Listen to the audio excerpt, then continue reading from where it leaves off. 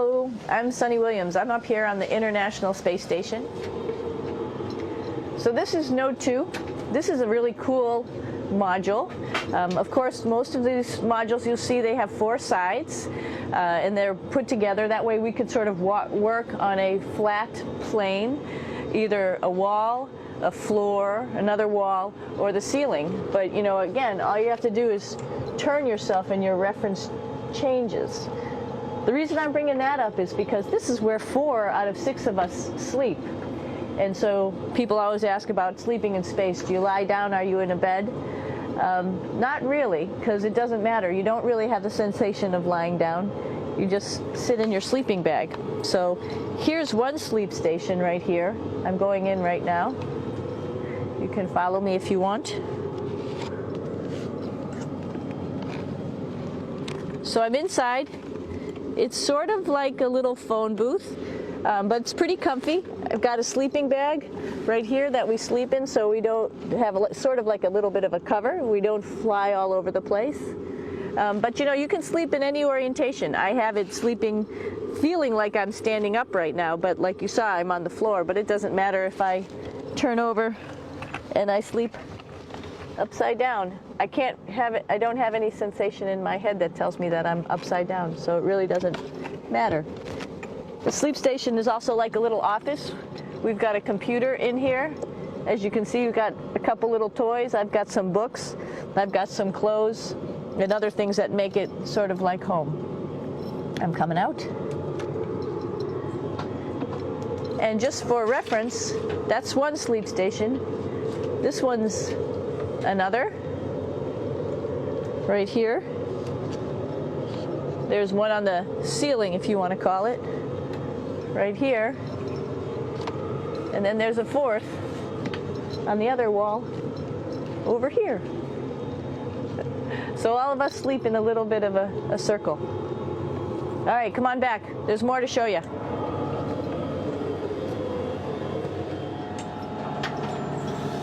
I know that there's some questions about how to use the bathroom and how do you actually live in space like normal, like at home. I mentioned real quickly about getting up in the morning and brushing your teeth and washing your face. Well, how do you do that? Well, here is the bathroom essentially. You get up in the morning and we have a little kit and it has all the essential things that you need, like your toothbrush and toothpaste and brush. See how much better the brush makes my hair look? I'm just joking. It still stands up straight. It doesn't matter where you are. It's always going to stand up straight while you're up in space. A lot of people ask about toothbrush and toothpaste. So, luckily enough, toothpaste, you can do it upside right this way, is sticky, and so it sticks to your toothbrush. No problem. Another cool thing is that water sticks to your toothbrush too. If you can see it, I'll have some water come out. The water is pretty neat up in space. It'll stick to your toothbrush and it will make a big bubble,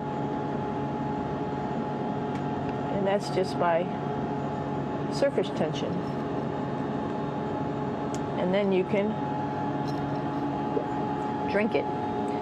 So a lot of people ask about what do you do with the toothpaste after you brush your teeth.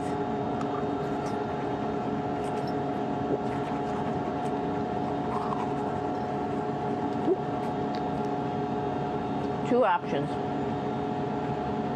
Swallow it, and it's sort of like mouthwash, but it tastes a little gross.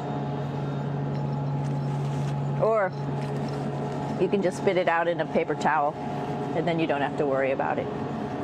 Swallowing thing I wouldn't recommend at home.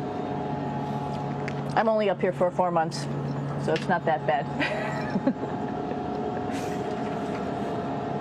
One of the most pressing questions about living in space, of course, is the bathroom. So let's take a look at that little piece of work. Come on in.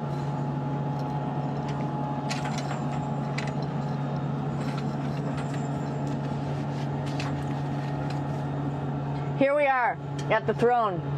This is awesome. You might see the little You might have noticed a little moon on the outside. This is our orbital outhouse right here.